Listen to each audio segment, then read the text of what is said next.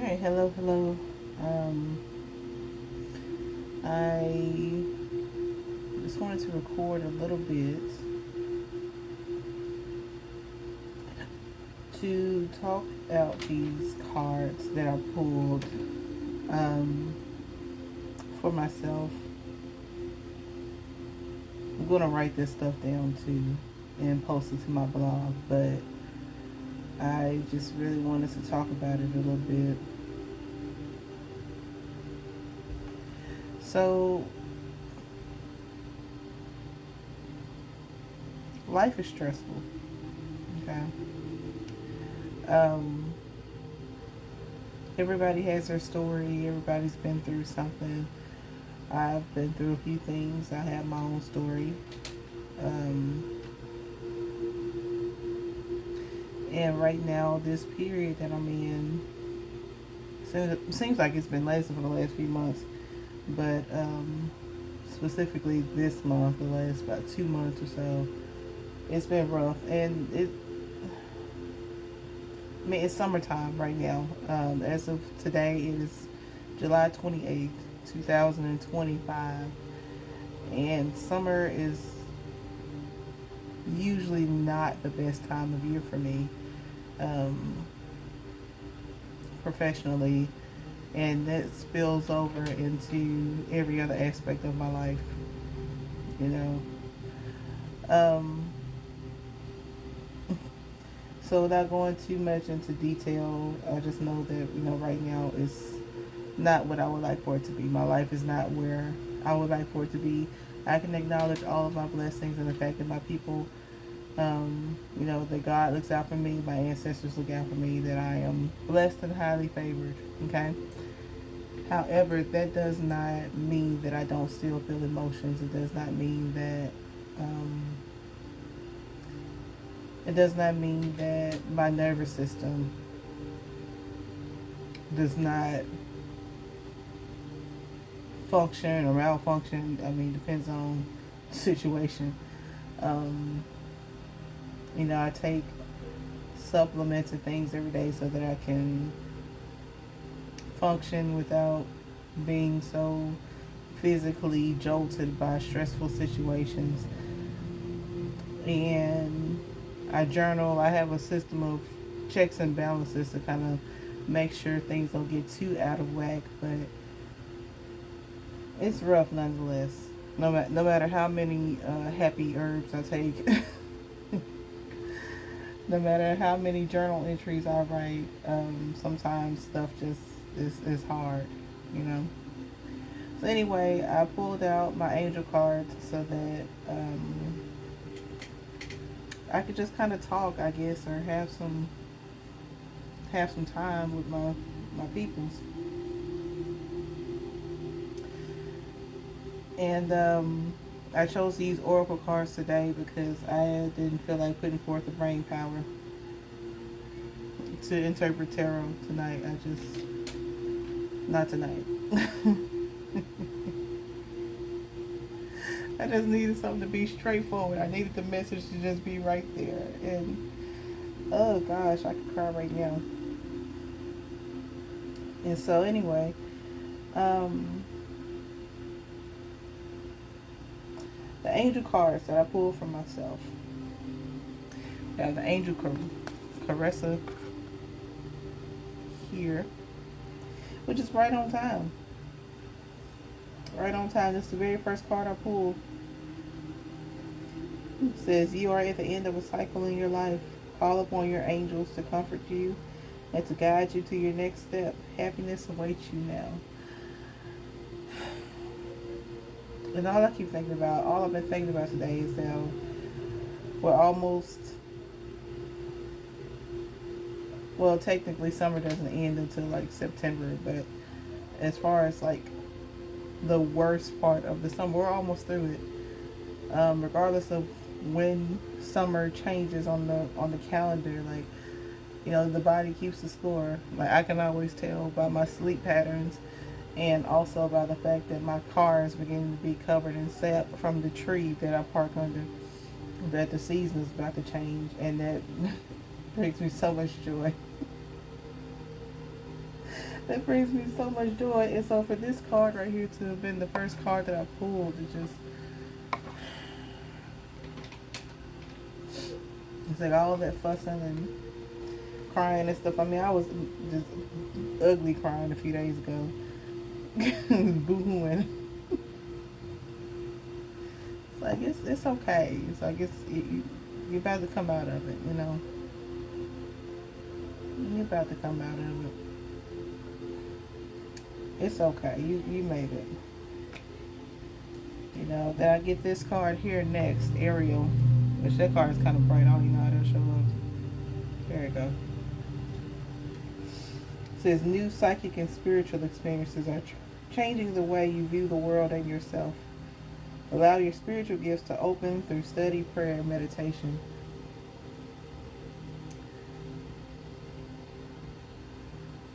And this card is significant to me because I've spent the last few days going over my astrology charts and,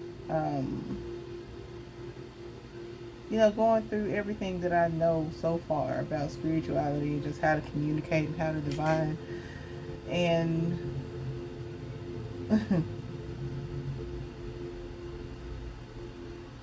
thinking about when I was told that I'm supposed to be helping other people spiritually and emotionally, you know. I think I've had that call on my life since I was a kid, honestly. But I keep getting pulled into these positions of mentorship where I'm the mentor. I'm supposed to be somebody's mentor. And I'm like, I can barely keep myself together. I'm supposed to help somebody else, but say that's what I'm here for. You know.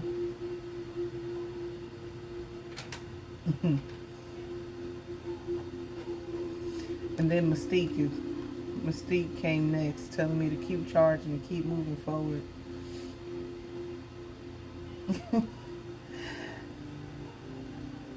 And it's just funny to me.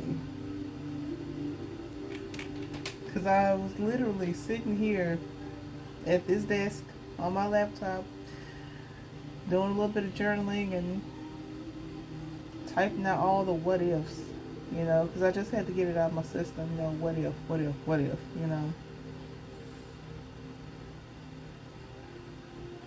It's like,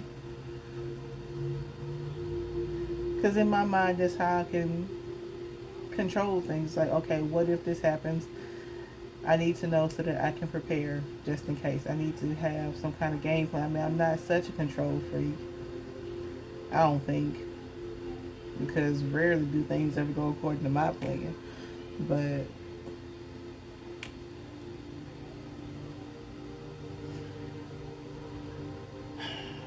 I just like to know that I have options or that there are things that I can do.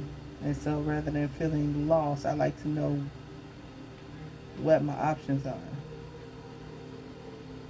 And so that's why I keep looking at the what ifs, you know.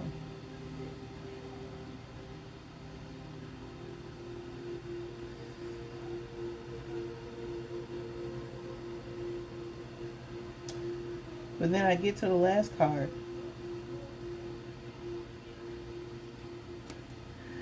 The bottom of the deck, which was Chantel, Angel Chantel. And this card talks about new romance and passion and being open to giving and receiving love.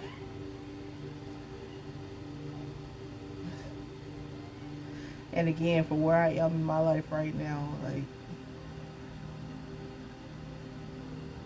it's right on time. It's right on time. So, like, why am I sharing this right now? Why am I recording this? Like I said, part of this is just me talking to myself. I need to have somebody to talk to.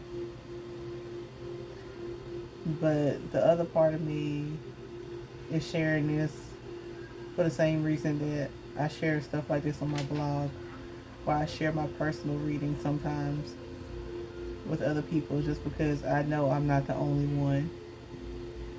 I know I'm not the only one going through. I know, because everything's expensive and a lot of people are struggling. right now. Like, some folks got their hours cut at work. Some entrepreneurs are just having to slow down and whatever it is that they do. You know, I believe that summer tends to be a slow time for sales in general. If you're the type of person who resells, which I do a little bit. Um, you know, it's just for my day job, things tend to slow down in general during the summer. And then on top of that, it's just hot. It's hot in my apartment right now. It's really annoying too. And so that's just adding to my aggravation. And so I'm like, let me just share this. And you know, I have to excuse all the noise and stuff in the background. You know, I got a child in the other room and she's happy, and that's what matters to me, you know, that she's happy. But it's like, yeah, all this is just to let whoever it is know that you're not alone and it's not the end and it's gonna be okay. It's gonna be okay. Now, you know, I'm sitting here, my head looking a little rough, you know. I've got to work on that, and seem to have accumulated a few more gray hairs here lately.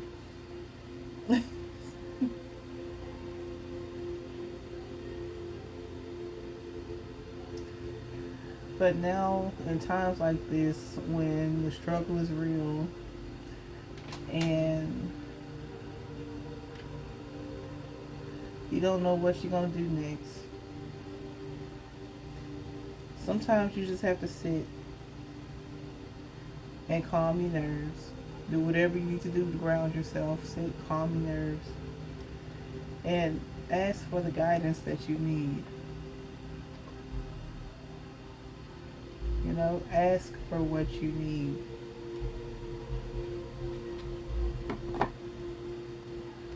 Because in the end, joy is coming. Like, it's right there. You know, all of this is not for nothing.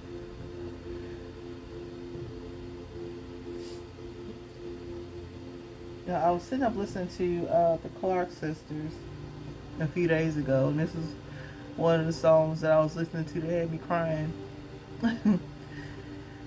If you don't know who they are, they have this song called "Is My Living in Vain?" And the way this song goes, it says, "Is my living in vain? Is my giving in vain? Is my fasting in vain? Is my praying in vain?" Etc. And then they go on to say, no, of course not. It's not all in vain.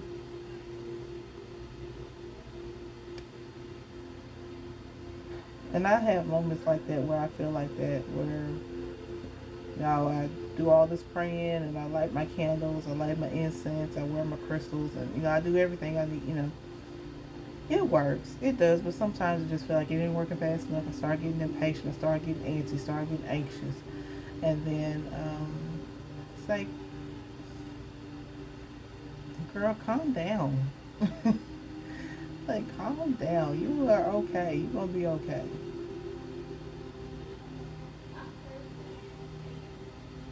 Yeah, yeah. I know. But sometimes, on the physical aspect of it, like sometimes I understand more about how psychology and physiology are linked. They're interwoven. And it's like, yeah, the things that bother you mentally will manifest physically in some way, shape, or form. And sometimes a good cry is a spiritual bath.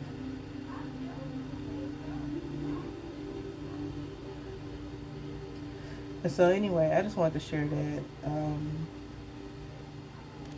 You know, it's okay. It is okay. It's okay to cry. It's okay to feel what you feel. But just know that it's not the end. We just gotta keep going. You just gotta stay alive. You know, like that's half the battle right there. It's just showing up, you know. Dare I say it's most of the battle just to show up for it, you know. And just to stay alive through it. It's easier said than done some days. I ain't gonna hold you, but it's like joy awaits you though. It's like you got people. There's whether it's a person like a physical person that's alive and well, we can see them, or we're talking about spiritual guidance. Like there's somebody out there, like you, your assistance, your your roadmap, whatever, what have you. Like it's there, it exists, and it's gonna lead you right to the place where you're gonna find joy. There's no time limit on this thing, so there's no telling how long it's gonna take. But you just gotta know that it's gonna happen. It's gonna happen. You know, we just gotta hold on. We just gotta hold on. So, yeah, I just wanted to hop on here and say those few words.